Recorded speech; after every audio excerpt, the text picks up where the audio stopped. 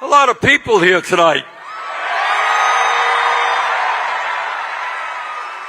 Let me thank the MSB Choir, Old 97s for their music, DeVito Hutarfi, the AFL-CIO First Vice President, Ernie Moran, Pauline Mims, Brian Bryant, an old friend of mine and yours, Jim Hightower, Kendall Scudder, Beto O'Rourke, and the great leader of the Progressive Caucus in Congress, Greg Kazar.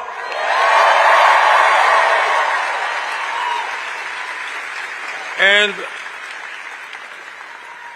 let me start off by making a very simple statement, which is factually correct. The future of American politics rests in Texas.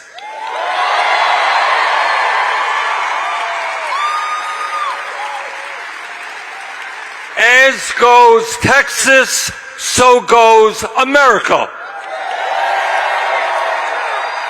And you can do it.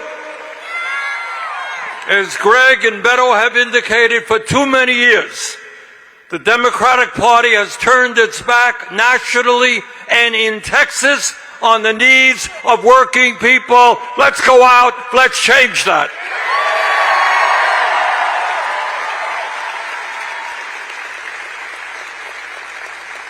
Now, this event is part of our Fighting Oligarchy tour. And tonight I surely am going to talk about oligarchy, but given the events of yesterday, I would be remiss if I didn't in a few minutes say a few words about Trump's illegal, unconstitutional attack on Iran.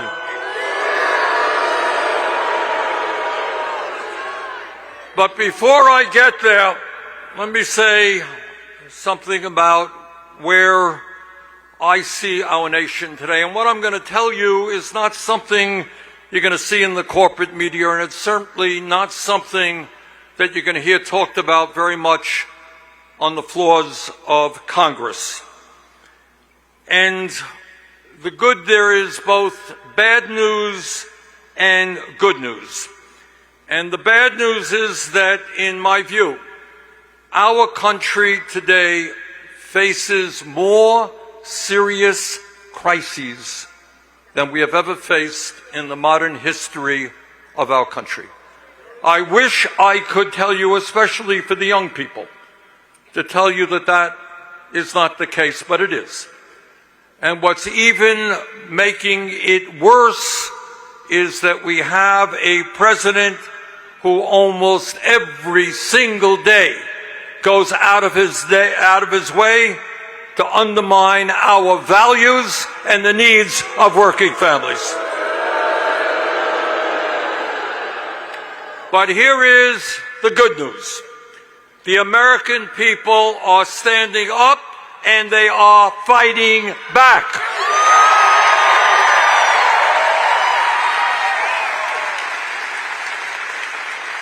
Our Fighting Oligarchy tour has now done 23 events in 15 states. And we have brought out well over 270,000 Americans, Democrats, Republicans, Independents.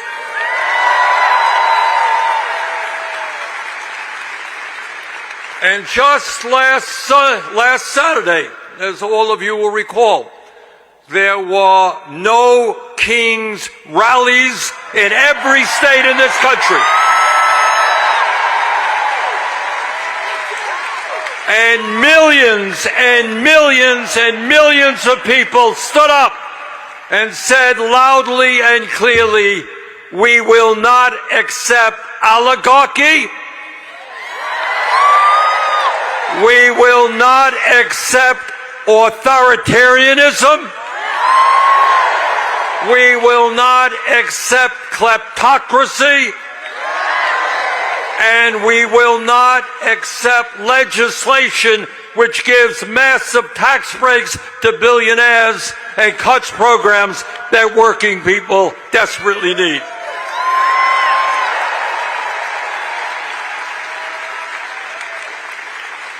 Let me cut right to the chase, and that is that right now, in America, we are living in an oligarchic form of society, and our democracy is being undermined.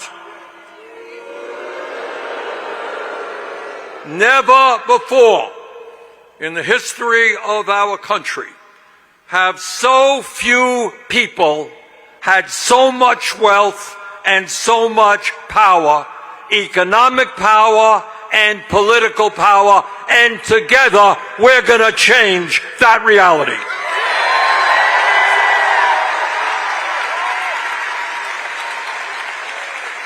Today, we have more income and wealth inequality than we have ever had, if you can believe it. One man, Mr. Musk, owns more wealth than the bottom 52% of American households. The top 1% owns more wealth than the bottom 93%. CEOs of large corporations now make 350 times what their workers make. Brothers and sisters, that is not what America is supposed to be about.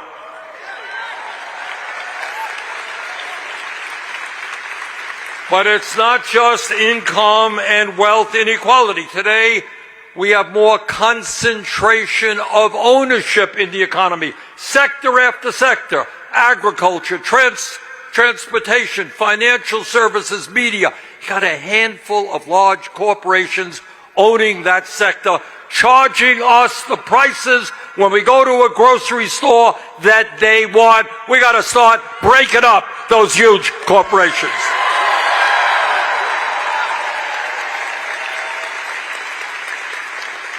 Bottom line is that today the people on top have never ever had it so good. But it's not just economic power. It is something that we absolutely do not talk about enough. Greg touched on it, Beto touched on it, and that is what kind of political power the billionaire class has. Look, democracy ain't complicated. It's a very simple form of government. You get a vote, you get a vote, I get a vote. Majority wins the damn election.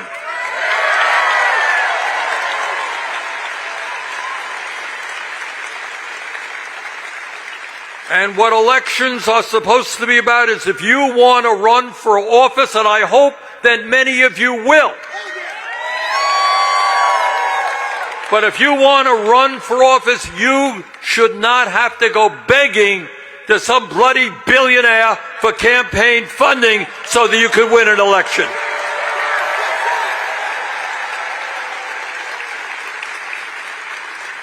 Today, tragically, the billionaire class, the oligarchs, have enormous political influence over both political parties.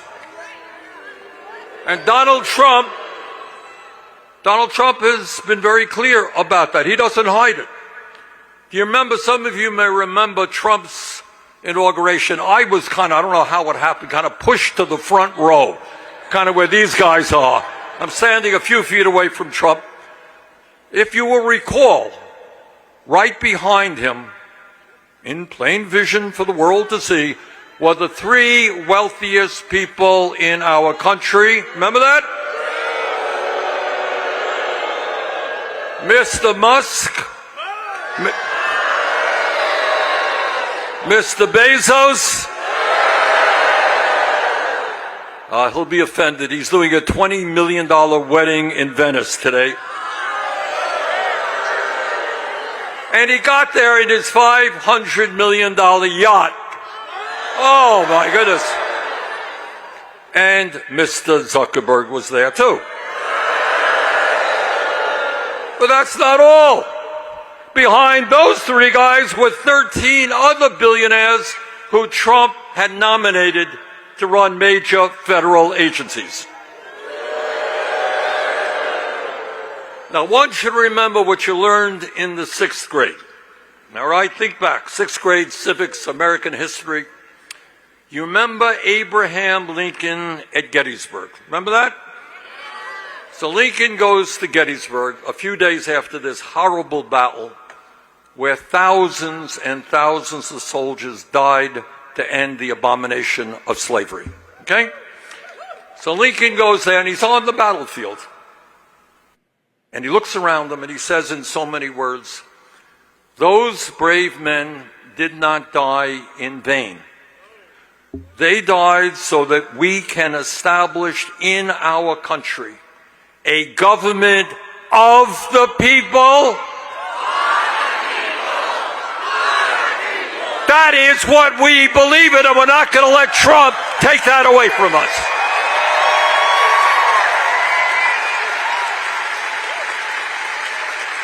Too many people have fought and died to defend American democracy, and Trump is not going to take that away from the American people.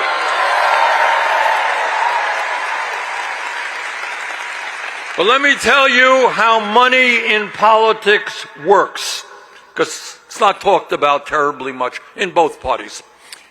For a start, Mr. Musk spends $270 million to get Trump elected. Got it?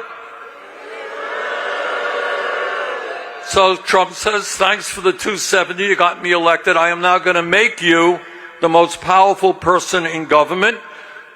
Musk goes running around Washington, D.C., laying off people at the Social Security Administration, at the Veterans Administration, ends USAID, which keeps millions of people alive. But it's not just Mr. Musk. Right now, and this is really, again, quite unbelievable. Right now, if there is any Republican member of Congress who wakes up one morning and says, "You know, I think maybe it's not a great idea to give massive tax breaks to the rich and cut programs that my constituents need. I'm not going to vote for this terrible reconciliation bill." If anybody were to do that, the very next day, Musk or Trump would say, "We are going to primary you and throw you out of office." Just today, there's a guy named Mr. Massey, who I am not familiar with. I think I've never met him. He's a congressman from Kentucky, a very, very conservative congressman, completely opposed to my perspective. We differ on everything. Yet, Mr. Massey apparently has read the Constitution of the United States. And he has been public that Trump has violated the War Powers Act, doesn't have the authority to. And just today, for his crime of defending the Constitution, Trump announced that they're going to primary Mr. Massey. In other words, you know, there was a time, and I'm old enough to tell you this to be true, there were independent members of Congress. They stood up and they said, "Look, I'm here to represent my constituents. This is what I believe. You don't like it, tough luck." But that is not the Republican Party today. If you stand up in any way to Trump or Musk, they are going to try to defeat you politically. But I wish I could tell you it's just the Republican Party. It is not. All right, now let me tell you something else. In my view, what the Netanyahu government in Israel is doing is absolutely horrific.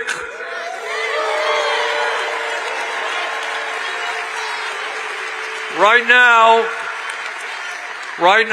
what they are doing is literally starving Palestinian children in Gaza.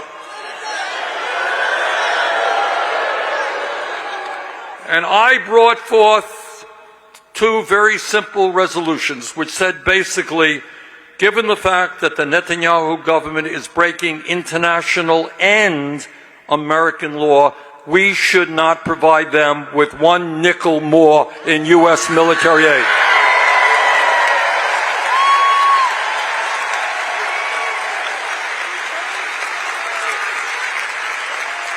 This is not a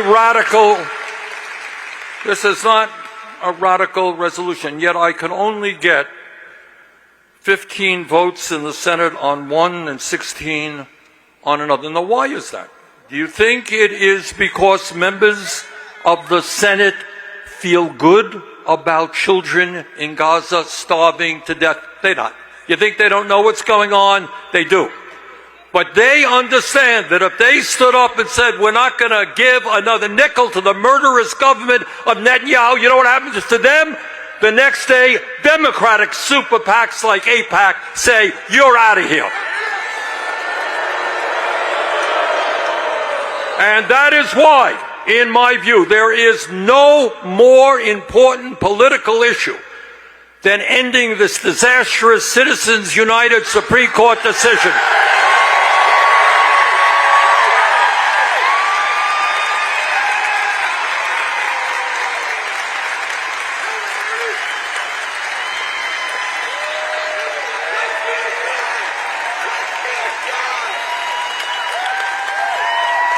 It is not complicated.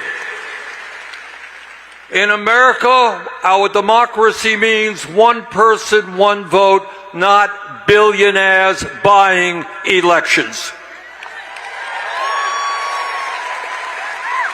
So this small group of oligarchs who control our economy, control much of the media, control much of the United States Congress. What kind of economy have they created? Well, obviously, they have created a great economy for them.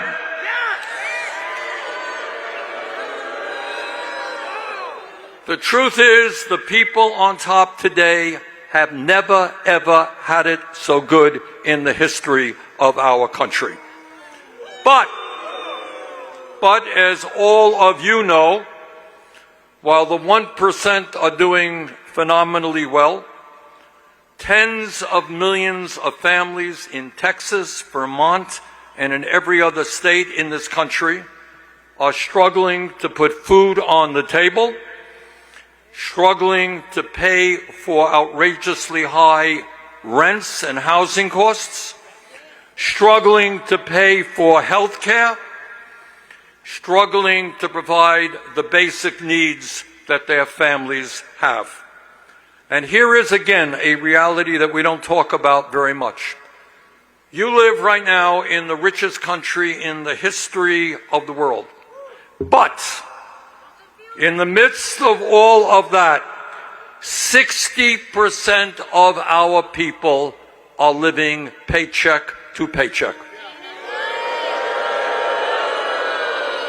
Do you all know what that means? I grew up in a family that lived paycheck to paycheck. I suspect many of you are living paycheck to paycheck, correct? What does that mean? It means you got no savings. What else does it mean? You can't afford rent. What else? Can't afford health care. What else? Can't afford to take a vacation. What else? You can't afford to put any money in the bank and save for retirement. What else? All right. And on it goes. But here is the point that we don't talk about. And that is, if you are in a family, the majority of American families, that are struggling every day and worrying about how you're going to feed the kids. What happens if my mom, my dad gets ill? We can't afford the prescription drugs. I don't have enough money to take them to the doctor. If, God forbid, there's an operation, our family's going to go bankrupt. What happens if my car breaks down? Right? My car breaks down, costs $1,000 to get it fixed. You know, most families in America don't have that $1,000. And what happens? You can't get to work because your car broke down. You get fired. And if you get fired, you got no income and your family is in deep doo-doo. That is the reality facing millions of families. And at the end of the day, you know what all of that stress does? What does stress do to people? It kills them. It does. This is not just rhetoric, it's what doctors tell us. Stress day after day about how we can survive impacts your body, your cardiovascular system, impacts your mental health. And here is the sad reality. As a nation, we are now living 4 years shorter lives than other wealthy countries. Our life expectancy is lower. But what is even more shocking is if you are working class in America, you will have a 7-year shorter life than the 1%. Do you understand what I'm saying? In other words, all of that economic stress, it's not just, oh, I don't have a great car, oh, I don't live in a fancy house. That economic stress is killing people in the richest country in the history of the world.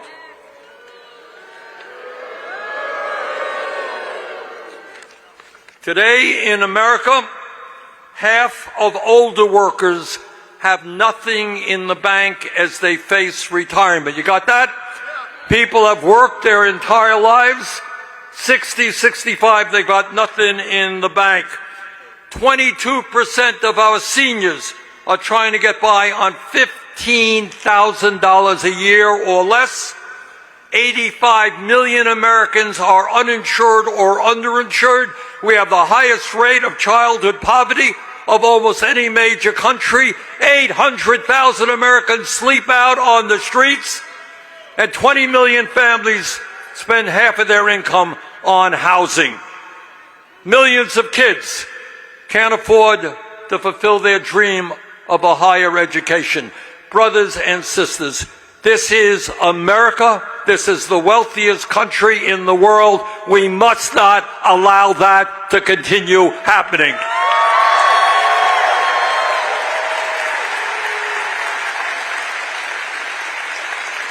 And our job is to take on the oligarchs and to create an economy that works for all of us, not just the 1%.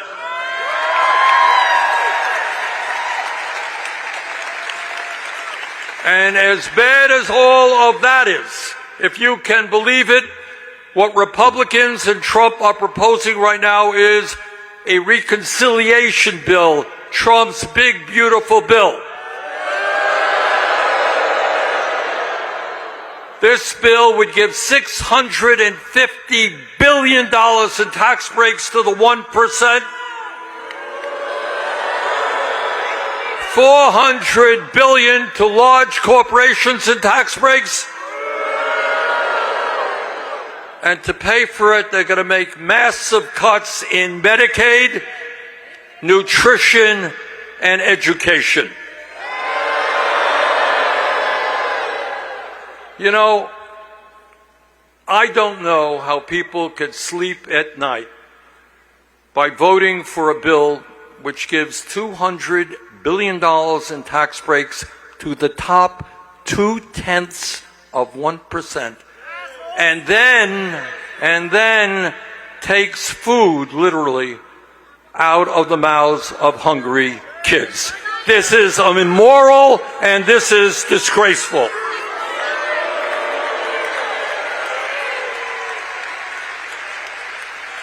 So, brothers and sisters, we have got to do everything we can to fight Trump's agenda, but we have got to do something else. We need to go on the offense and offer an alternative vision for this country as to where we want America to go. And at the top of that agenda at this moment is to say no to the Netanyahu-Trump war in Iran.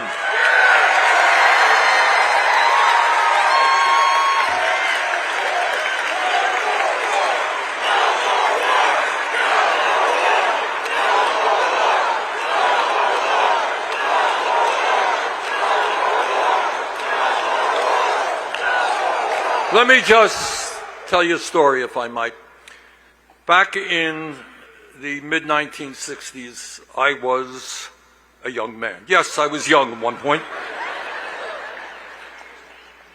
And at that point, the American government, then under Democratic leadership, lied to the American people and took us into a terrible war in Vietnam. Now, I know a lot of young people might not be familiar with that war, but the American people were lied to about what South Vietnam was doing and so forth and so on. And we went into that war. In that war, 58,000 young Americans died, and over 300,000 were wounded.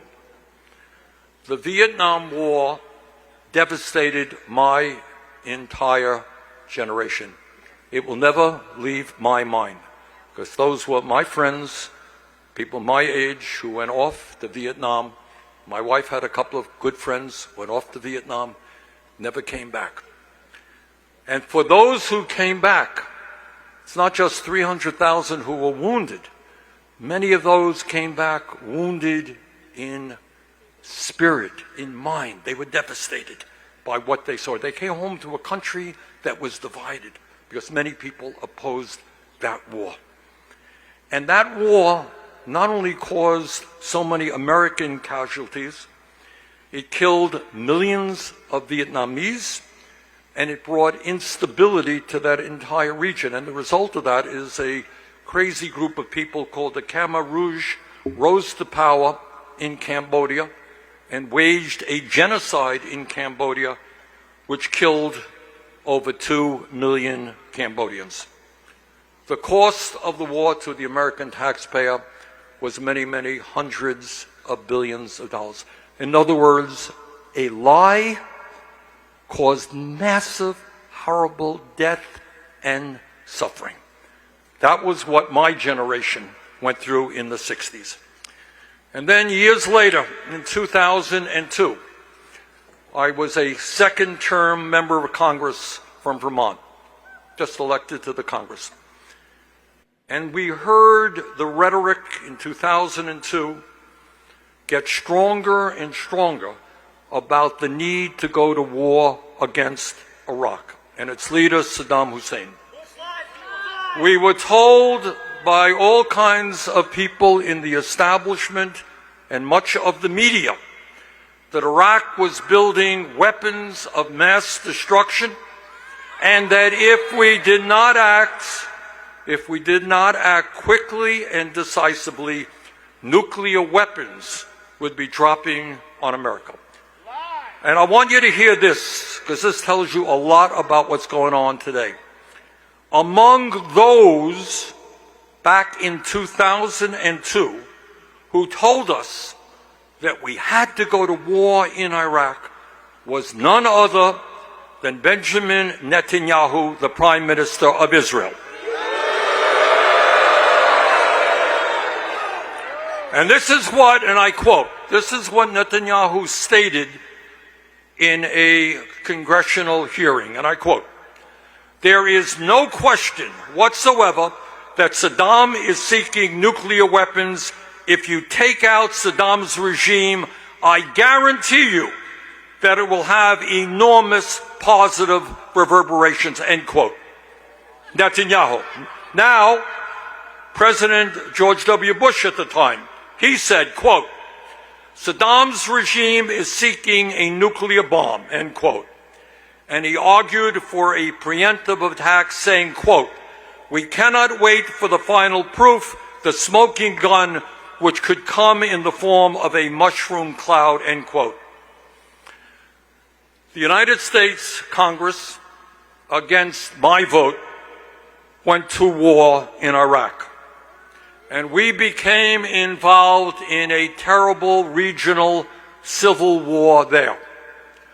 No weapons of mass destruction were ever found. That war was based on a lie. A lie which cost us 4,500 young Americans, 32,000 wounded, and trillions of dollars. I will never forget going to funeral after funeral in my small state of Vermont for young men who died in that war. As a result of the war, the entire region was destabilized. Hundreds of thousands of Iraqis also died in that war.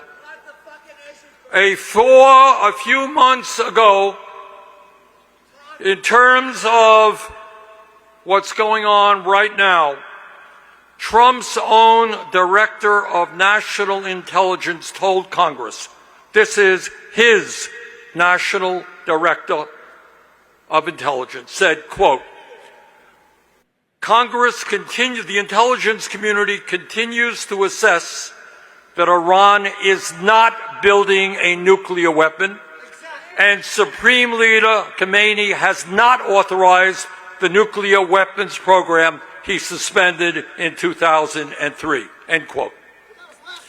The Netanyahu government of Israel started this war with an unprovoked attack against Iran. This is the same government that is currently starving and shooting down innocent people in Gaza. Brothers and sisters, we cannot allow history to repeat itself. The United States faces enormous problems here at home. We should be spending our money and our manpower rebuilding America, not going into a war against Iran.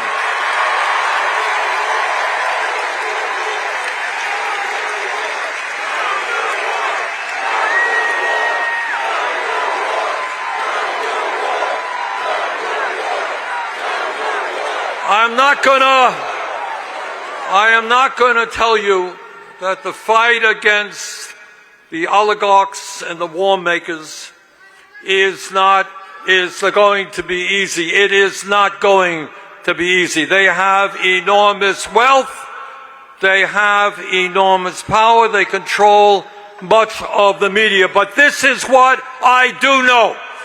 The American people do not want a government of billionaires. They want health care as a human right. They don't want tax breaks for oligarchs. They want the rich to start paying their fair share of taxes. They don't want a war with Iran. They want to invest in our own people. Now, Trump and other demagogues gain power by dividing us up by the color of our skin or where we were born or what our religion might be. Brothers and sisters, let us not allow them to divide us up. Let us stand together. Let's take them on. Let's transform this country. Thank you all very much.